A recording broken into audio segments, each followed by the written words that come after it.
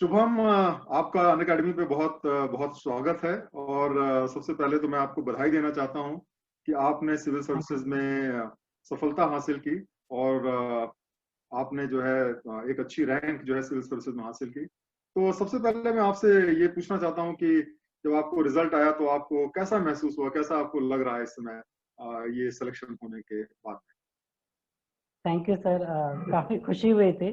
Actually मैं घर पे ही था, तो घर पे घर वालों के साथ बैठ करके मैंने रिजल्ट चेक किया था। एंड जब वो नाम आया शुभम कुमार वो होली पीडीएफ में, तो बहुत खुशी हुई। मेरे घर वाले उछल गए थे। एंड काफ़ी काफ़ी खुशी हुई थी। हाँ, बहुत अच्छी बात है। तो ये खुशी एक्चुअली मुझे याद दिलाती है कि जब मैंने अब से करीब जो है 30 साल पहले 1989 में जब मैंने दिया था, तो मेरी भी जब सिलेक्शन हुआ था तो बिल्कुल मुझे याद है कि कैसे मैंने फोन करके अपने पेरेंट्स को बताया था। तो मैं इस बात को महसूस भी कर सकता हूँ कि आपको बहुत अच्छा लगा होगा यस। इसमें सिलेक्शन के लिए। तो इसमें मैं आपसे ये जानना चाहता हूँ कि आपने कैसे जो है ये सिविल सर्विसेज की तैयारी की, मतलब। और आपका मैंने बैकग्राउंड देखा तो आप कटिहार से आते हैं बिहार में, और उसके बाद में फिर आपने आईआईटी में पढ़ाई की, आईआईटी बॉम्बे में गए, आपने सिविल इंजीनियरिंग से आपने जो है अपनी इंजीनियरिंग की तैयारी की। तो किस समय आपको ऐसा लगा कि आपको सिविल सर्विसेज की तैयारी करनी चाहिए, और किस तरीके से आपने तैयारी की? कुछ अपनी जर्नी के बारे में आप बताएंगे तो बहुत अच्छा रहेगा। एक्चुअली मैं बिहार से हूँ, तो बिहार के हवा में ही ऐसा होता है कि सब लोग बोलते हैं कि हाँ आईएएस करना है एक दिन। तो वो बचपन से ही वो सपना था कि हाँ एक दिन तैयारी करनी है। बट एक बार जब मैं आईआईटी में गया, तो वहाँ पे जाके मैंने एक्सप्लोर किया सारे ऑप्शंस। मैंने कंपनी में काम किया, मैंने रिसर्च भी किया। और जब मैं यूनाइटेड स्टेट्स में रिसर्च कर रहा था, तो वहाँ पे मैंने फाइनली डिसाइड किया कि मुझे सिविल सर्विसेज में बैठना है और इसे क्रैक करना है। क्योंकि वहाँ पे जाके फिर देखा कि कितना डेवलपमेंट गैप्स हैं और कितने अच्छे से कंट्रीब्यूट किया जा सकता है इंडिया के डेवलपमेंट और सोसाइटी के लिए। तो फिर वहाँ से वो मोटिवेशन कंटिन्यू रहा, और फाइनल सेमेस्टर से मैंने प्रिपरेशन स्टार्ट की। एंड शुरुआत में अन अकेडमी के वीडियोस वगैरह भी देखे। एंड फिर दिल्ली आकर के तैयारी मैंने स्टार्ट की, और एक फर्स्ट अटेम्प्ट मैंने 2018 में ही दे दिया था। बट वहाँ पे तैयारी नहीं थी अच्छी। फिर एक एक साल के तैयारी के बाद मैंने 2019 में सेकंड अटेम्प्ट दिया। तो आपने जैसे कि जब ये डिसाइड किया कि आपने एक कैरियर नहीं ले रहे हैं, क्योंकि नॉर्मली जो आईआईटी से लोग पास करते हैं तो सबसे पहले उनका जॉब दिमाग में रहता है कि भाई मुझे कोई भी जॉब करनी है और कोई कॉर्पोरेट में जाना है। तो क्या आपके दिमाग में नहीं आया कि आप कभी कॉर्पोरेट में जाएंगे, या कभी कॉर्पोरेट आपने ज्वाइन करने की बात नहीं सोची? डेफिनेटली सर, आया था दिमाग में। एंड मैंने सेकेंड ईयर में इंटर्नशिप भी इसलिए कंपनी में किया था कि मैं जान पाऊँ कि कॉर्पोरेट वर्ल्ड में कैसा काम होता है। हम्म। बट फिर मैं सोचा कि 2 साल मैं नौकरी करूंगा फिर करूंगा। इसमें हम्म। मेरे भैया और मेरे पापा ने समझाया कि एक्चुअली अगर करना ही है तो स्टार्ट से ही करो, जल्दी ही करो। एंड वो कंटिन्यूटी मेंटेन रहेगी अगर साथ साथ कॉलेज में पढ़ाई कर रहे हो एंड फिर पढ़ाई करना हो। तो हम्म। बाकी सारे सिचुएशन को देखते हुए मैंने सोचा कि अगर करना है तो यही करना है, क्योंकि बाद में ऐसा रिग्रेट ना फील हो कि शायद कर सकते थे। हम्म। इसलिए कॉलेज के जस्ट खत्म होते ही मैंने स्टार्ट की थी। हाँ, खैर ये तो आपने बहुत अच्छा किया, क्योंकि मैंने देखा कि कई सारे ऐसे लोग होते हैं जो बहुत बार कॉर्पोरेट ज्वाइन करते हैं और कुछ सालों तक वहां पे काम करने के बाद में ये महसूस करते हैं कि नहीं, उनको सिविल सर्विसेज की तैयारी करनी चाहिए। और इस प्रोसेस में कई बार बहुत सारा समय भी उनका उसमें लग जाता है। तो मेरे ख्याल से ये आपके फायदे में रहा, क्योंकि आपने बहुत जल्दी ही आपने इसके लिए तैयारी शुरू कर दिया, और मेरे ख्याल से आपको रिजल्ट भी काफी जल्दी आ गया। देखा जाए तो काफी जल्दी आपको इसमें रिजल्ट आ गया। तो आप मुझे ये बताइए कि जैसे कि जब आपने डिसाइड किया तो सिविल इंजीनियरिंग आपका सब्जेक्ट था, तो आपने सिविल इंजीनियरिंग को ऑप्शनल लिया या आपने कोई और ऑप्शनल सेलेक्ट किया? और क्यों सेलेक्ट किया आपने कोई दूसरा ऑप्शनल? अगर आपने सेलेक्ट किया तो क्या बेसिस था आपका ऑप्शनल सेलेक्ट करने एक्चुअली स्टार्ट में जब मैंने तैयारी स्टार्ट की, तो ऐसा दिमाग में आया कि हाँ सिविल इंजीनियरिंग भी रख सकता हूँ। तो मैंने काफ़ी सारे प्रीवियस अपने मेरे कॉलेज से टॉपर्स लोग थे, तो उनसे बात की, सीनियर से बात की। और सारे ऑप्शनल को मैंने देखा कि क्या मतलब मेरे लिए अच्छा रहेगा। तो ऐसा सुना था कि हाँ थोड़ा इंजीनियरिंग ऑप्शनल थोड़ा टफ होता है। तो अपना स्ट्रेंथ को देखना बहुत ज़रूरी है। तो मैंने देखा कि हाँ मैंने परफॉर्म किया, बट सिविल सर्विसेज में थोड़ा टफ होगा। तो उसके बाद मैंने एनालाइज किया कि हाँ क्या लेना है, कितने प्रीवियस ईयर के रिजल्ट देखे, कितने टाइम, क्योंकि टाइम बहुत बड़ा फैक्टर होता है इसमें, तो कितने आवर्स लगेंगे या कितने मंथ्स लगेंगे उसको कंप्लीट करने में। फिर ये कंक्लूजन पे आया कि एंथ्रोपोलॉजी में, बायो में इंटरेस्ट था, बचपन से भी बायो में इंटरेस्ट था, तो फिर सोचा कि एंथ्रोपोलॉजी लेना सही रहेगा। तो आपको मतलब इसकी प्रेरणा कहाँ से मिली एंथ्रोपोलॉजी लेने की? किसी ने आपको बताया या किस बेसिस पे आपने सिलेक्ट किया इसको? मैंने एक वीडियो देखा था रोमन सैनी सर का अनअकैडमी पे कि how to select your optional. तो उन्होंने बोला था कि ओपन माइंड से करना है, सारे ऑप्शनल को एक बार देखना है एंड एलिमिनेट करना है। तो मैंने एलिमिनेट करना स्टार्ट किया। और फिर लास्ट में से 3-4 ऑप्शनल बचे थे जिसको मैं कंसिडर कर रहा था, तो उसके डिटेल्स पढ़ा कि सिलेबस क्या है, और टॉपर्स के वीडियोस देखे, उनका अप्रोच देखा, फिर देखा कि किसमें मैं कम टाइम में ज़्यादा से ज़्यादा मार्क्स में ला सकता हूँ और जो मेरे इंटरेस्ट के अनुकूल भी हो। तो वहाँ पे फिर फाइनली डिसाइड किया और फिर लोगों से बातचीत की जैसे मैंने बताया, और फिर फाइनल किया कि हाँ इस मतलब ये पूरे प्रोसेस में मुझे लगभग 1 महीने लग गए थे कि हाँ ये 2018 के अटेम्प्ट के बाद मैंने फाइनली जून 2018 में डिसाइड किया था कि एंड में कि एंथ्रोपोलॉजी लेना है। अच्छा, आप मुझे ये बताइए कि आपने कब से जो है अपने सिविल सर्विसेज की तैयारी शुरू की और किस तरीके से शुरू किया आपने तैयारी? मतलब कितने समय से पहले से आपने शुरू किया, और शुरू में पहले आपने क्या किया, फिर बाद में क्या किया? स्टार्ट में 2018 के स्टार्ट से मैं फाइनल सेमेस्टर में था, तो तभी से स्टार्ट किया था तैयारी। तो मतलब ये था कि पहले बेसिक बुक्स खत्म करने हैं, न्यूज़पेपर पढ़ने की हैबिट डालनी है। तो वो बहुत इम्पोर्टेंट ये था कि शुरुआत में टाइम ऐसे वेस्ट हो जाता था, इम्पोर्टेंट न्यूज़ नहीं मिलते थे। तो वो 2 महीने में वो हैबिट डेवलप हुआ कि विद इन एन आवर आप पढ़ पाए। एंड फिर बेसिक बुक्स एक बार खत्म हुए तो फिर वैल्यू एडिशन पे आया कि हाँ कैसे वैल्यू एडिशन करना है। और चूंकि मैंने काफ़ी सारे टॉपर्स के वीडियोस में रेगुलरली देखता था, तो फिर ये समझ में आया कि टेस्ट सीरीज काफ़ी इंपॉर्टेंट रोल प्ले करता है। तो आंसर राइटिंग भी, तो शुरुआत से ही मैंने आंसर राइटिंग करना स्टार्ट कर दिया था, मतलब 2 महीने के प्रिपरेशन के बाद से ही। एंड टेस्ट सीरीज भी स्टार्ट कर दिया था। तो मुझे लगता है कि वो थोड़ा हेल्पफुल रहा कि ये मैं स्टार्ट से ही करना शुरू किया। एंड ऑप्शनल का फिर किया मैं, 6 महीने लग गए ऑप्शनल करने में, क्योंकि काफ़ी डेप्थ में करना होता है। एंड ऑप्शनल एक बार खत्म हुआ तो फिर जीएस और ऑप्शनल को फिर मिक्स करके पढ़ाई स्टार्ट की। अच्छा, चलिए बहुत अच्छा आपने बताया। तो अब आप मुझे बताइए कि जैसे प्रीलिम्स के लिए आपने स्पेसिफिकली क्या तैयारी की, मतलब प्रीलिम्स की तैयारी किस तरीके से की आपने? तो स्टार्ट में मैंने कॉमन तैयारी रखा और ये माइंड में रहता था कि मेंस इम्पॉर्टेंट है, तो उस वजह से फोकस मेंस पे रहा। बट प्री के लिए मैंने फरवरी 2019 से मिड फरवरी 2019 से डेडिकेटली प्री के लिए तैयारी किया।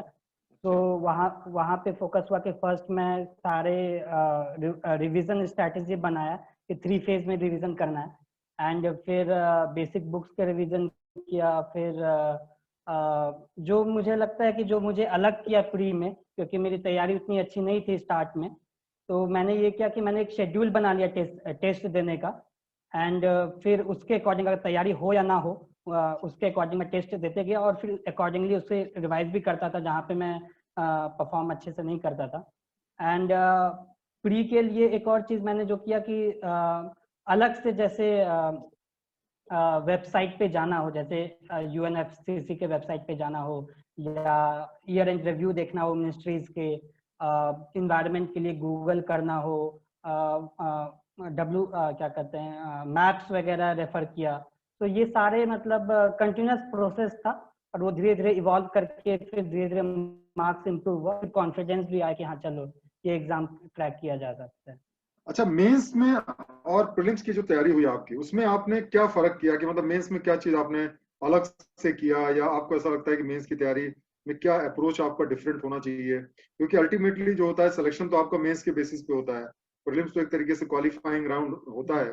तो मेंस की परफॉर्मेंस में आप ज्यादा से ज्यादा नंबर लाएं, तो उसके लिए आपकी क्या स्ट्रेटजी रही? तो मेंस के लिए ऐसे ध्यान दिया कि मुझे प्री के जस्ट बाद मेंस का ऐसा नया जैसा ना लगे कि आंसर राइटिंग करना पड़ रहा है। तो दिसंबर और जनवरी में मैंने ऑप्शनल के टेस्ट सीरीज लिखे, और जीएस के भी 3-4 से टेस्ट सीरीज लिख के देखा क्योंकि मेरे पास टाइम कम था। तो एक बार मेरे को ऐसे कॉन्फिडेंस आ गया कि मैं लिख सकता हूँ 150 एंड 250, 150 एंड 250 वर्ड्स में लिख सकता हूँ। तो एक बार वो कॉन्फिडेंस आया तो फिर मैंने प्री की तैयारी स्टार्ट की। और जैसे ही प्री खत्म हुआ मैंने ब्रेक नहीं लिया, एक भी दिन का ब्रेक नहीं लिया, क्योंकि कॉन्फिडेंट था कि मैं क्लियर कर जाऊंगा। तो 3 जून से ही मैंने तैयारी स्टार्ट की, एंड एक शेड्यूल बनाया जैसे मैंने बताया। एंड मेंस में ये इम्पोर्टेंट है कि आपके पास पॉइंट्स हो आंसर में लिखने के लिए। तो मैंने ऐसे शॉर्ट नोट्स बनाने स्टार्ट किए हर एक पेपर के लिए।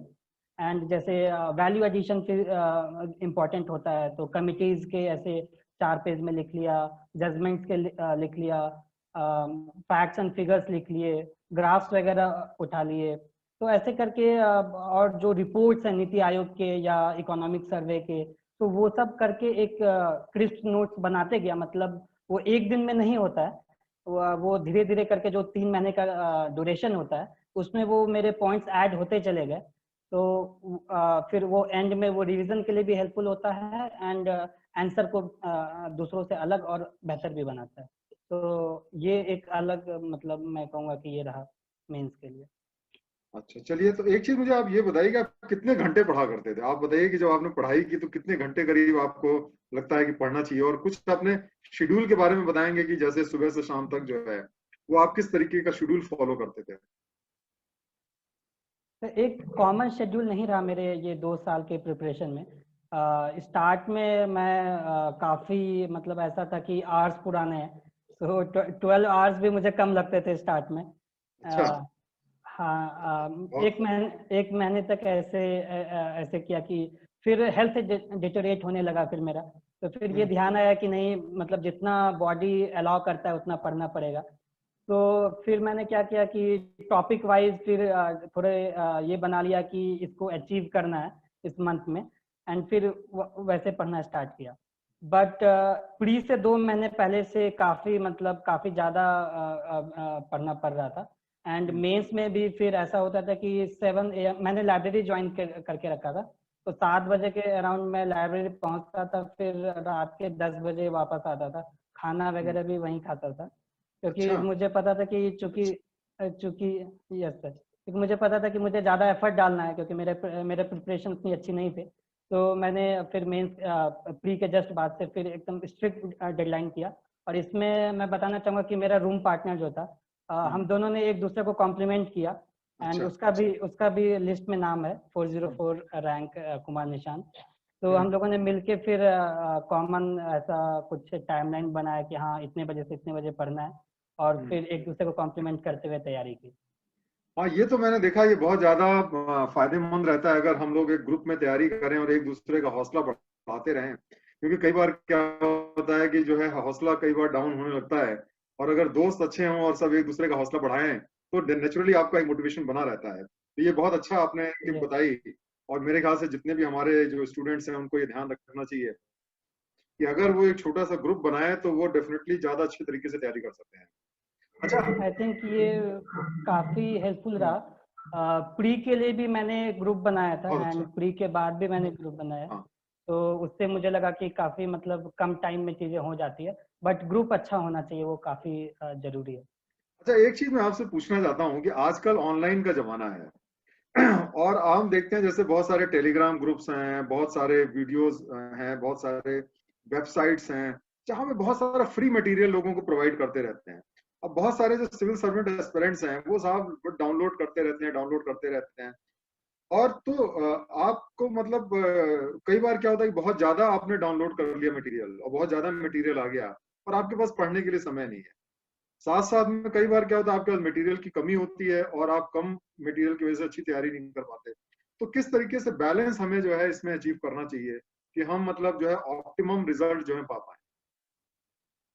जी सर, एक्चुअली मेरा अप्रोच तो था, मतलब मिनिमलिस्ट अप्रोच था कि अच्छा। कम, मतलब सोर्सेज लिमिट करने हैं, क्योंकि पढ़ने के लिए मार्केट में काफ़ी सारे बुक्स एंड पीडीएफ्स आपको मिल जाएंगे।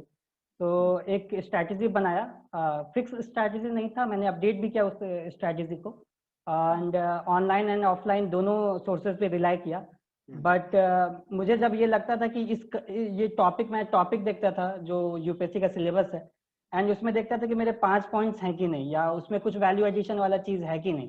तो जिसमें कमी होता था उस चीज़ को मैं गूगल करता था या उसके बारे में खोजता था, एंड उसको फिर मैं पूरा करता था। ऐसा नहीं कि पूरा बुक्स पढ़ रहा है, मैंने एक भी किताब ऐसे 100% नहीं पढ़ी।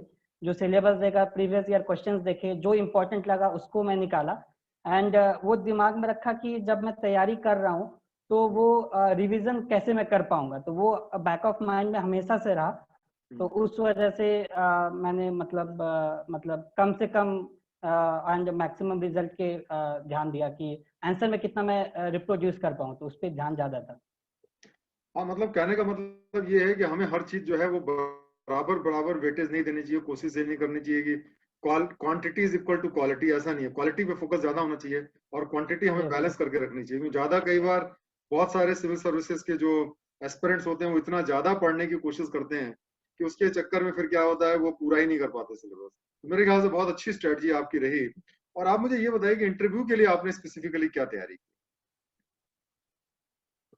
तो इंटरव्यू का तैयारी काफ़ी डायनेमिक रहा मेरा, एंड डायनेमिक होना भी चाहिए क्योंकि क्वेश्चंस ही वैसे होते हैं। तो मैंने फोकस किया कि चूंकि मेरा फर्स्ट इंटरव्यू था, तो मैंने फोकस किया कि पहले मैं बेसिक जो मेरा बैकग्राउंड है उस पर अच्छे से कमांड हो जाए। तो इसमें एक चीज़ मैं बताना चाहूँगा कि मैंने इंटरव्यू के नोट्स जो हैं, नोट्स बनाना काफ़ी ज़रूरी है इंटरव्यू के लिए भी। ऐसे अच्छा। लोग काफ़ी नहीं समझते, नहीं, कुछ लोग नहीं बनाते, बट मेरे ख्याल से नोट्स बनाना चाहिए। तो मैंने एवर नोट पे ऑनलाइन नोट्स बनाना स्टार्ट किया, एंड जो बैकग्राउंड है, जो भी मतलब जहाँ से बचपन से लेकर के कहीं पे मैं गया, या जो भी कॉलेज स्कूल गए, जो भी प्लेसेस गए, उस पर बनाने स्टार्ट किए। तो इंटरव्यू का जो ड्यूरेशन था, मैंने मेंस रिजल्ट डिले हो गया था इस बार, तो मैंने स्टार्ट मतलब जनवरी स्टार्ट में कर दिया था, रिजल्ट आने से पहले ही। क्योंकि मैंने सीनियर से बात की थी अपने कॉलेज से जो ऑलरेडी सर्विसेज में हैं, उन्होंने बताया कि 2.5 महीने 2 महीने मिनिमम लगेंगे तैयारी के। तो उस वजह से मैंने बैकग्राउंड पे पूरा रिसर्च किया। और दूसरा कि मैंने मॉक इंटरव्यूज काफ़ी जगह दिया, अच्छा। अराउंड 10 मॉक्स मैंने दिया है। तो अच्छा। फिर वहां से जो फीडबैक मिला और जो मुझे सही लगा, और एक क्लोज ग्रुप था 3 लोगों का, और फॉर्चुनेटली तीनों लोग सेलेक्ट हो गए। तो अरे वाह, एक बहुत बढ़िया। हाँ, चलिए, बहुत एक बढ़िया बात है। हाँ। Thank you sir. एक एक कॉमन एक ग्रुप बना। तो उसमें से एक पहले से सेलेक्टेड सीनियर थे, तो उनसे काफ़ी फीडबैक और हेल्प मिला। और फिर एक दूसरे का हम लोग इंटरव्यू ऐसे क्वेश्चंस पूछते भी थे और गाइड भी करते थे कि कैसे बोलना है। क्योंकि मतलब इंटरव्यू में ये इम्पोर्टेंट हो जाता है मेरे ख्याल से कि आप प्रेजेंट कैसे कर रहे हैं, अपने थॉट को कैसे स्ट्रक्चर्ड वे में बोल पा रहे हैं। तो वो तैयारी की, वो ग्रुप बनाया, और 50% फोकस रहा कि अपने बैकग्राउंड पे करूं, और 50% रहा कि जो करंट वाला इवेंट्स हैं, तो वो कॉमन एक एवरनोट पे फाइल बनाया, और मैं ऐड करता था, मेरा फ्रेंड ऐड करता था, ताकि वो ओके। टाइम बच पाए। और फिर तो एक दूसरे से। कोलाबोरेशन आपने किया, इसका मतलब कोलाबोरेशन से आपने तैयारी की, बहुत बढ़िया। यस बहुत सर। बढ़िया, ये सारी चीजें स्टूडेंट्स को मेरे ख्याल से काफी फायदा करेंगे। जो आपने जो टिप्स बताए, मैं समझता हूँ कि अगर उसको इस्तेमाल करेंगे लोग तो डेफिनेटली उसका उनको फायदा मिलेगा। कोलाबोरेशन बड़ी इंपॉर्टेंट चीज होती है। आपने बहुत अच्छी बात बताई। तो सभी लोग, आप बता रहे हैं कि आपके जो ग्रुप में लोग थे सब लोगों का सिलेक्शन हो गया, तो ये बहुत ही मतलब बताता है कोलाबोरेशन की पावर को। तो चलिए, ये बहुत अच्छी यस। चीज है। एक चीज मुझे आप ये बताइए कि जो आपकी जो सफलता है उसके पीछे आप किसको श्रेय देना चाहेंगे? कौन लोग उसके लिए रिस्पॉन्सिबल हैं? किसको आप क्रेडिट देना चाहेंगे?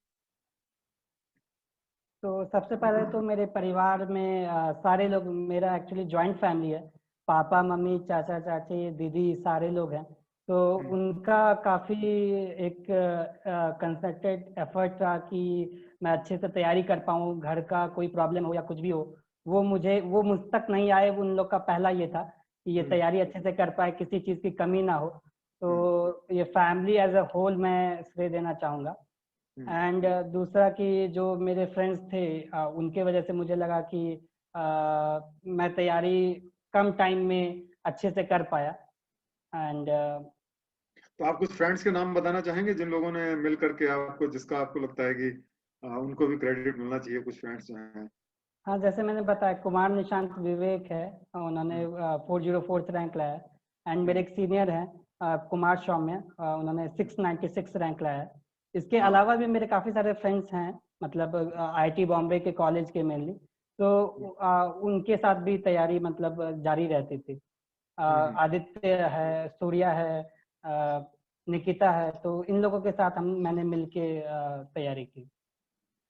अच्छा, एक चीज ये देखा होगा आपने कि कई बार क्या होता है कि जो बहुत मेहनत से लोग सिविल सर्विसेज की तैयारी करते हैं, और जैसा कि आपने इस बार भी देखा होगा बहुत से लोग हैं जो सेलेक्ट नहीं हो पाए सिविल सर्विसेज की तैयारी में, तो बड़ा डिसअपॉइंटमेंट होता है, बड़ा अफसोस होता है कि इतनी मेहनत की सफल नहीं हुए। तो आप उनको कुछ मैसेज देना चाहेंगे, आप उनको कुछ बताना चाहेंगे इसके माध्यम से, ताकि उनको उनकी लाइफ में कुछ उनको फायदा हो? तो इससे क्या करना चाहिए उनको, जो लोग नहीं सफल हुए उनके लिए क्या मैसेज है आपका? सर, रिजल्ट आने के एक दिन पहले तक मुझे भी नहीं लग रहा था कि मैं सेलेक्ट हो पाऊंगा। तो इतना टफ एग्जाम हो जाता है, ये अनप्रेडिक्टेबल भी है। तो इसमें कि कोई कह नहीं सकता कि कितना रैंक आएगा, हो पाएगा कि नहीं हो पाएगा। तो तैयारी जो है वो कंटिन्यूस होना चाहिए, वो जारी रखनी चाहिए। एंड अगर आप मेहनत और लगन से एंड एक प्रॉपर स्ट्रैटेजी से अगर आगे बढ़ते हैं तो डेफिनेटली सक्सेस कभी ना कभी आएगी। इसलिए मतलब हताश नहीं होना है। कॉन्फिडेंस काफ़ी इम्पोर्टेंट रोल प्ले करता है, मुझे लगता है। एंड ये वर्क किया मेरे लिए। तो सबको अपनी मेहनत से, अपने कॉन्फिडेंस से तैयारी करते रहना चाहिए। एंड टॉपर्स में भी मैंने देखा कि कैसे लोग 3 अटेम्प्ट 4 अटेम्प्ट के बाद फाइनल सिलेक्शन होता है। तो इस वजह से मतलब सबको तैयारी जारी रखनी चाहिए। हाँ, कई बार ऐसा देखा गया है कि लोग जो हैं वो 2-3 साल तक प्रीलिम्स भी नहीं क्वालिफाई कर पाते, और उसके बाद सडनली वो टॉप रैंक पे आ जाते हैं टॉपर्स में। ऐसे भी आपको बहुत सारे लोग मिलेंगे जो कि कई बार प्रीलिम्स भी को नहीं क्वालिफाई कर पाते, या कुछ लोग ऐसे हैं जो इंटरव्यू में नहीं अच्छा कर पाते लेकिन उसके बाद में सेलेक्ट होते हैं। तो बहुत अपने अच्छा मैसेज दिया कि सभी को जो है हिम्मत नहीं हारनी चाहिए और लगातार कोशिश करनी चाहिए, क्योंकि इसमें जो है थोड़ा सा सिस्टमेटिक तरीके से। तो आपको ऐसा लगता है क्या, किस तरीके से वो मतलब किस तरीके से वो तैयारी करें कि उनके जो चांसेस हैं सिलेक्शन के वो थोड़ा इम्प्रूव हो जाए? आपको कुछ आप टिप देना चाहेंगे उनको? इसमें एक चीज़ मैं ऐड करना चाहूँगा। जब मैं तैयारी कर रहा था, मतलब तैयारी के फेज में, ये मैं रियलाइज़ किया कि जो तैयारी वाला फेज है वो एक्चुअली आपको प्रिपेयर करता है सिविल सर्विसेज के लिए। वो संघर्ष का जो फेज है वो काफ़ी इंपॉर्टेंट है, क्योंकि आपका कैरेक्टर डेवलपमेंट होता है, आप चीज़ों को जानते हैं। तो ये मेरे दिमाग में था कि सिलेक्शन होना है एक दिन। ये मेरा ट्रेनिंग चल रहा है, ये 2 साल मेरी ट्रेनिंग है। और अच्छा। इसके बाद जो आएगा वो होगा, एक दिन ऐसा होगा। मतलब मेरे दिमाग में था कि फाइनल तो लिस्ट में तो आना ही है एक ना एक दिन। तो हाँ, हाँ। ये चीज दिमाग में था। एंड सर, आपका क्वेश्चन क्या था? नहीं, मतलब वही बिल्कुल कि आपने मतलब क्या मैसेज देना चाहेंगे लोगों को जो मतलब डिसअपॉइंट हो जाते हैं, तो उनको सर, कौन सी टिप्स आप देना चाहेंगे कि वो आगे जो है बढ़ते रहें, हिम्मत ना हारें? क्या आप उनको बताना चाहेंगे? खुद की स्ट्रैटेजी बनाना काफ़ी इम्पोर्टेंट है। कि आप अपने स्ट्रेंथ एंड वीकनेस के अकॉर्डिंग, स्टार्ट में ये समझ में नहीं आता, बट विथ टाइम वो समझ में आता है कि आपका स्ट्रेंथ एंड वीकनेसेस क्या है। तो उसके अकॉर्डिंग एक फिक्स एक स्ट्रैटेजी हो, एंड उस पर एकदम स्टिक करना है। एंड फिर जो जो भी इनपुट आए तो उस पर मतलब खुद के दिमाग लगा करके कि हाँ, मेरे लिए ये हेल्पफुल होगा कि नहीं, उस पर फिर वर्क करना है। प्रिपरेशन चूंकि काफ़ी लंबा होता है, तो इसमें ये ध्यान देना होता है कि हम पाठ से भटक तो नहीं गए। तो मतलब कुछ महीने बाद या एक हफ्ते बाद स्टॉक लेना जरूरी होता है कि आपने क्या नया चीज़ पढ़ा, क्या एडिशन किया अपने तैयारी में। तो वो मैं करता था कि मैंने एक शेड्यूल बनाया, मैंने ये लिखा कि ये टॉपिक्स करने हैं, और नहीं हो पाता था तो मैं फिर से बनाता था, फिर से ट्राई करता था कि हाँ चलो इस बार करना है। तो वो जो एक जिद था, वो जिद जरूरी है। कि ऐसा नहीं होना चाहिए कि आपका एक महीना बीत जाए और आपको आइडिया भी ना लगे। तो कभी कभी ऐसा होता है एस्पिरेंट के साथ में, वो नहीं होना चाहिए। आप कंटिन्यूस प्रोसेस रखेंगे तो सक्सेस आपके जरूर आपको प्राप्त होगी। चलिए, बहुत बहुत धन्यवाद शुभम। और मुझे बहुत अच्छा लगा आपसे इंटरेक्ट करके, और मुझे पूरी उम्मीद है कि आप आगे जिंदगी में बहुत आगे अच्छा करेंगे, और सफलता को प्राप्त करेंगे, अपने जॉब में भी बहुत अच्छे तरीके से परफॉर्म करेंगे। तो मैं आपको एक बार से फिर बधाई देना चाहता हूँ आपके इस सिलेक्शन के लिए, आपकी पूरी फैमिली को, आपके जो भी फ्रेंड्स हैं, जो भी आपके शुभचिंतक हैं, सभी लोगों को मैं बधाई देना चाहता हूँ। और मैं ये उम्मीद करता हूँ कि आपके जितने सपने हैं वो सारे के सारे पूरे हों और आगे चल के आप जिंदगी में बहुत अच्छा करें। बहुत बहुत थैंक यू, धन्यवाद। Thank you sir, thank you sir.